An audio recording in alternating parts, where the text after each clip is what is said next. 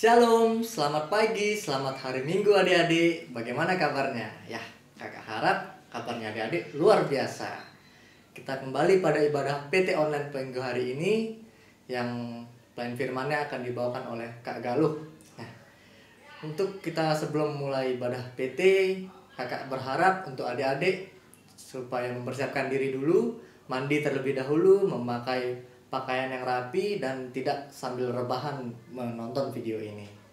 Ya, sebelum memulai ibadah, kakak juga memberikan waktu adik-adik untuk saat teduh dulu. Jika sudah, kita akan bangkit berdiri, kita akan menyanyikan lagu dari Gita Bakti 22, Besar dan Ajaib.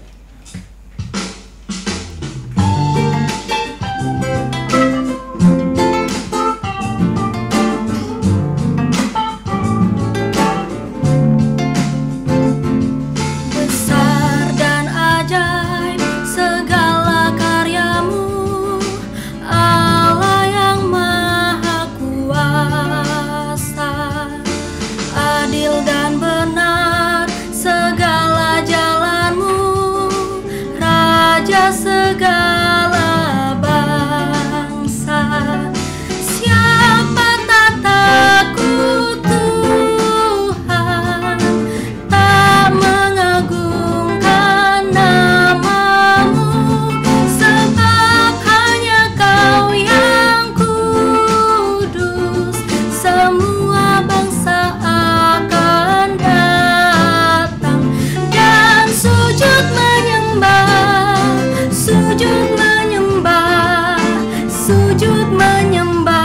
Engkau Tuhan, dan sujud menyembah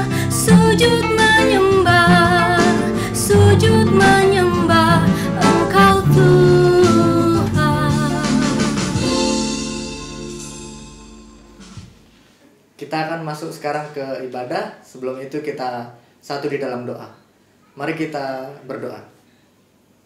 Tuhan Yesus, terima kasih karena Engkau sudah memberkati kami hingga saat hari ini. Kami boleh diberikan badan yang sehat dengan tubuh yang kuat, dan berkati kami akan ibadah dari awal pertengahan hingga akhir. Kiranya Engkau mempersiapkan hati kami agar bisa fokus hanya terhadap-Mu saja, Tuhan Yesus. Dalam nama Tuhan Yesus kami sudah berdoa. Amin. Ya, sekarang kita akan membacakan Mazmur Pujian yang terambil dari Mazmur pasal yang 9, ayatnya yang kedua. Di bawah perikop, Allah pelindung orang-orang saleh. Aku mau bersyukur kepada Tuhan dengan segenap hatiku. Aku mau menceritakan segala perbuatan-Mu yang ajaib. Demikian pembacaan Mazmur kita. Ya, silakan duduk adik-adik. Sebelum memasuki firman Tuhan, kakak mengajak adik-adik untuk mengangkat satu pujian dari Gita Bakti 244, Bapa Engkau sungguh baik.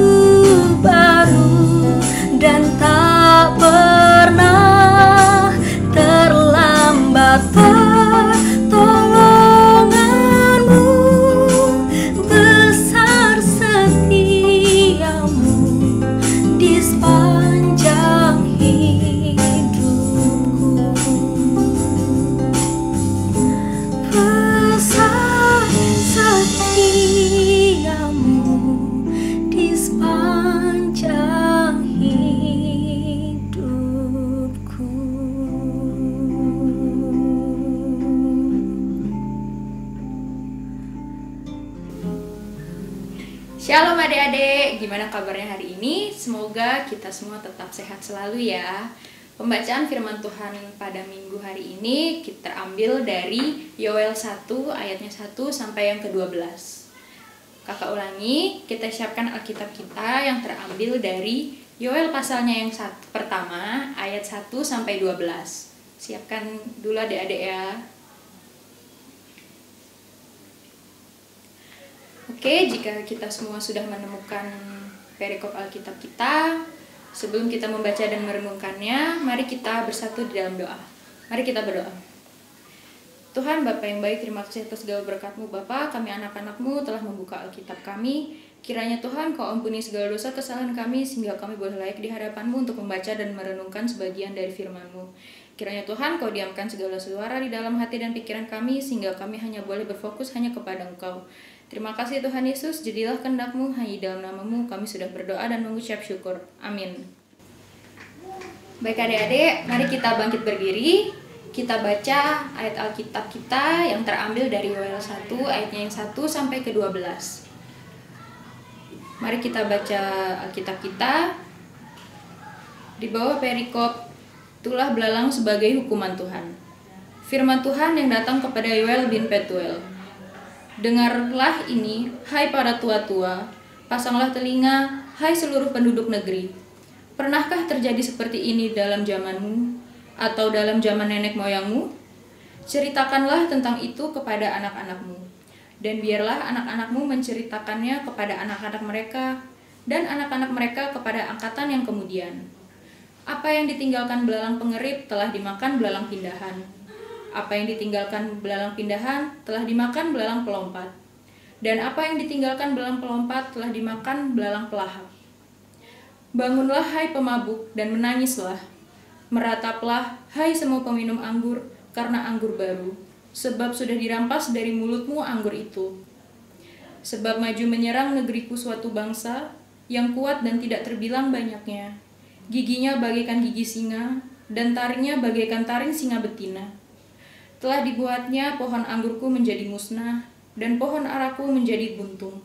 Dikelupasnya kulitnya sama sekali dan dilemparkannya, sehingga carang-carangnya menjadi putih.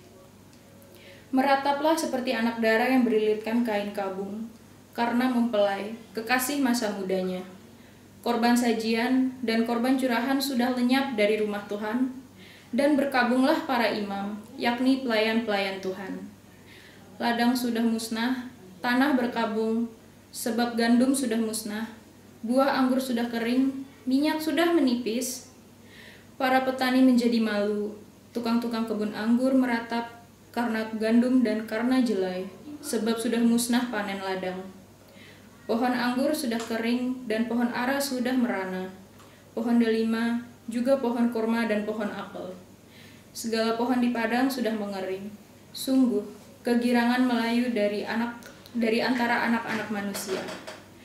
Baik adik-adik, sedemikian jauh pembacaan Alkitab kita. Berbahagialah orang yang membaca dan merenungkannya serta melakukannya dalam kehidupannya sehari-hari. Nah adik-adik, sebelum kita masuk di perenungan Alkitab, kakak mau kilas balik lagi kehidupan kita 2 tahun belakangan ini. Di tahun 2018 kita sempat mengalami di Lombok gempa sebesar 7 skala Richter. Terus udah gitu disusul dengan bencana gempa dan tsunami di Palu. Terus sempat banjir bandang juga di Jawa situ.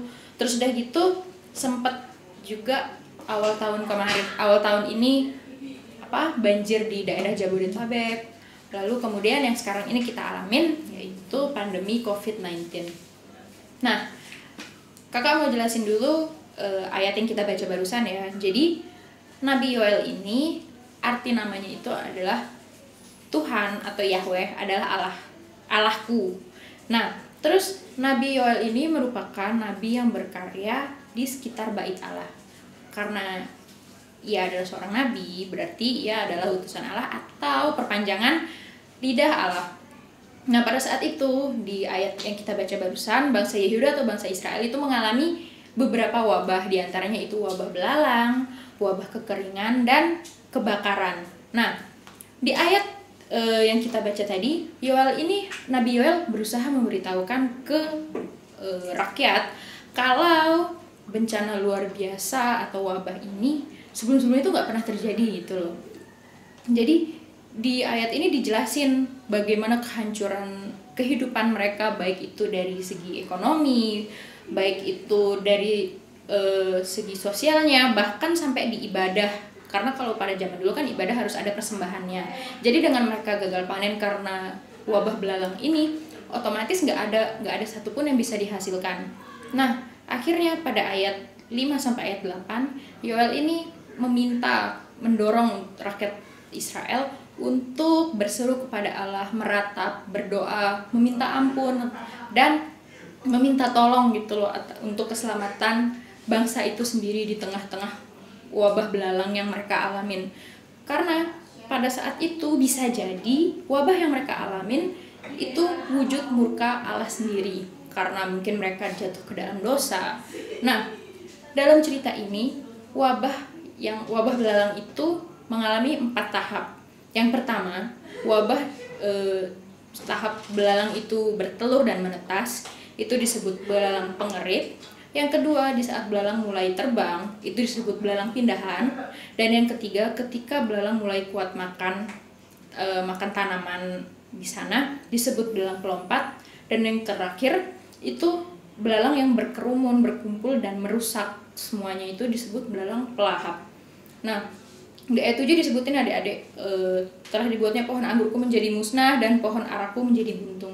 Pada saat itu simbol pohon anggur dan pohon ara itu sebagai kesejahteraan dan kesuburan bangsa Israel. Namun pada saat itu disebutkan pohonnya menjadi musnah, pohon ara menjadi buntung, itu berarti bangsa Israel itu sudah menganggap bahwa bangsa mereka itu tidak diberkati oleh Tuhan lagi, oleh karena wabah yang mereka alamin. Terus sekarang kita coba lihat di kehidupan kita sekarang. Pada saat ini kita juga sedang berjuang untuk melawan COVID-19.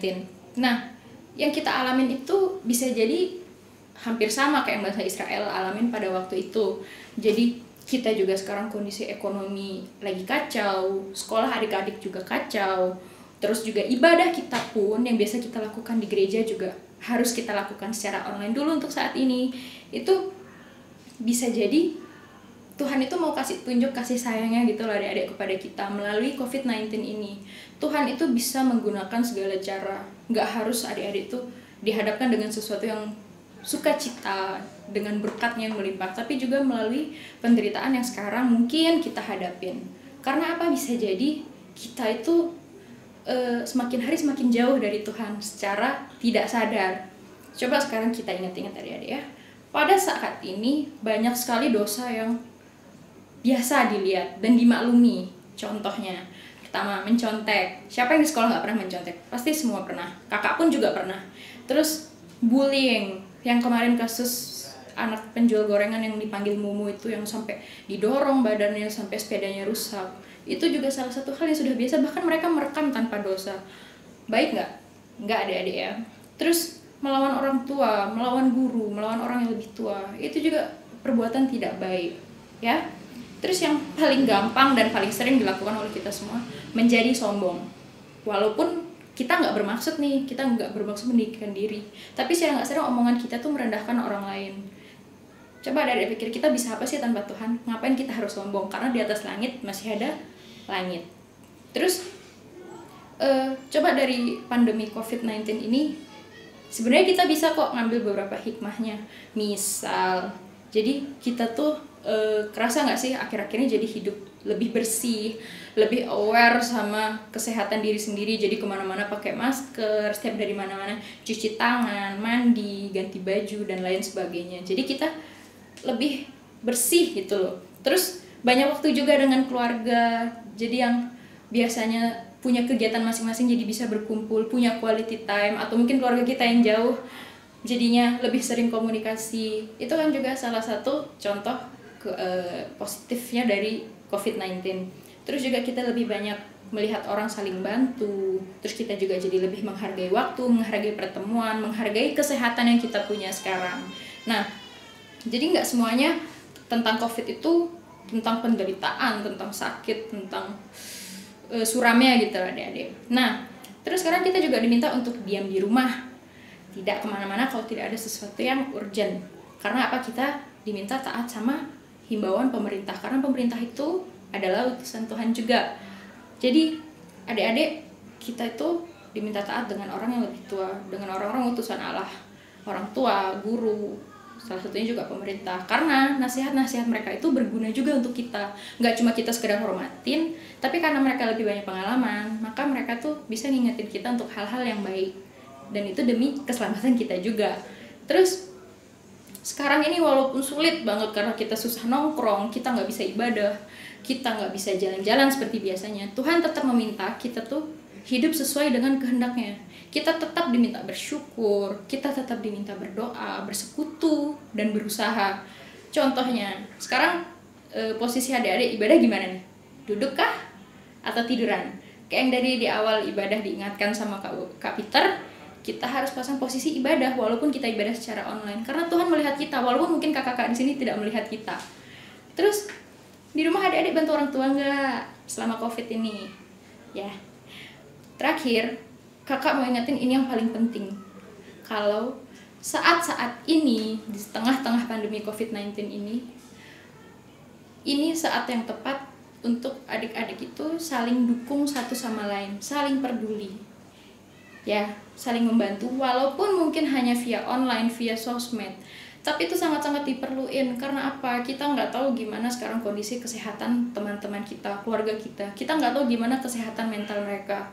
Dan biasanya, kakak nggak bilang semua ya, tapi biasanya orang yang mentalnya down itu paling gampang terserang penyakit apapun. Kakak nggak bilang cuma COVID-19 aja. Disitulah sekarang peran kita tuh terpenting, karena mau ketemu pun kita juga udah mulai susah ya. Jadi kesimpulan dari perenungan Alkitab kita pada saat ini, kita sekarang ini walaupun sedang mengalami hal yang tidak mengenakan, kita diingatkan kalau Tuhan itu selalu ada dan turut ambil bagian dalam setiap hidup kita, baik itu suka maupun duka. Maka tetap andalkan Tuhan dan taati perintahnya, karena walaupun di masa sulit sekalipun, kita tetap nggak bisa apa-apa tanpa Tuhan. Oke? Sampai sini perenungan kita. Amin. Ya adik-adik, mari kita bersatu di dalam doa.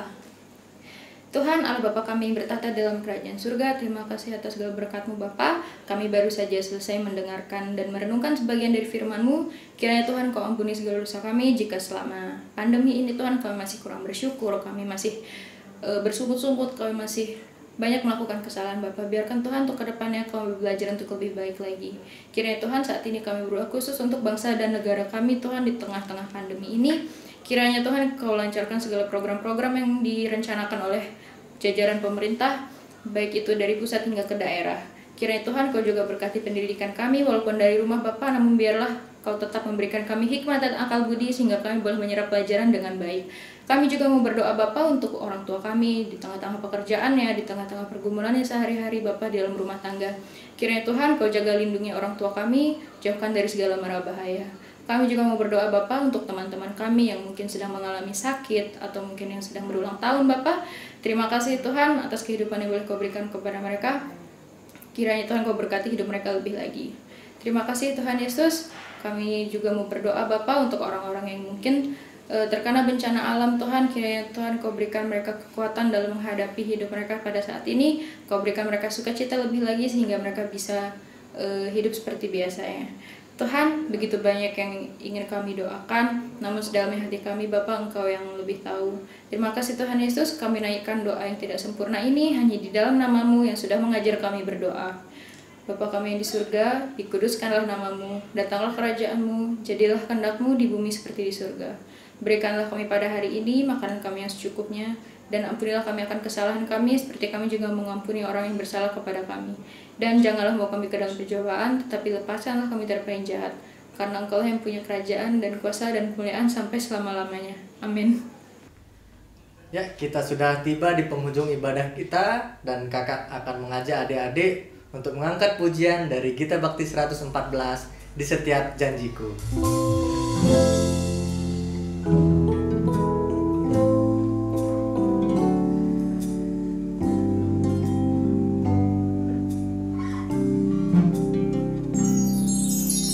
Di setiap janjiku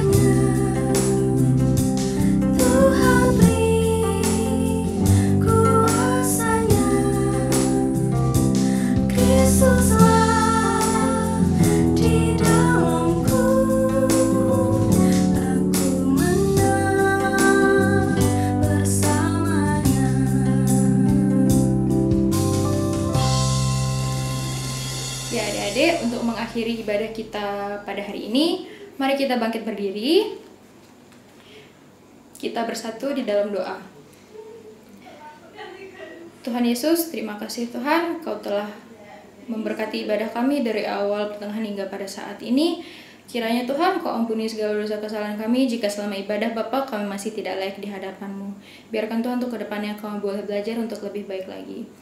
Sebentar lagi Bapa kami akan melanjutkan aktivitas kami. Biarkan Tuhan kami boleh menjadi saksi-Mu yang nyata di dunia ini, mulai dari rumah hingga kehidupan sosial kami sehari-hari. Berkati hidup kami Tuhan untuk kedepannya, jauhkan kami dari segala mara bahaya dan sakit penyakit. Terima kasih Tuhan Yesus, jadilah kehendak-Mu, ampuni segala dosa kesalahan kami, hanya dalam nama-Mu kami sudah berdoa dan mengucap syukur. Amin. Baik adik-adik, ibadah kita minggu hari ini sudah selesai. Jangan lupa minggu depan akan ada terus lagi ibadah PT online. Pantengin terus grup WhatsApp dan Instagram kita di @immanuelpt_bung_karno. Ya, adik-adik kakak harap untuk semuanya stay safe, stay healthy, and God bless you.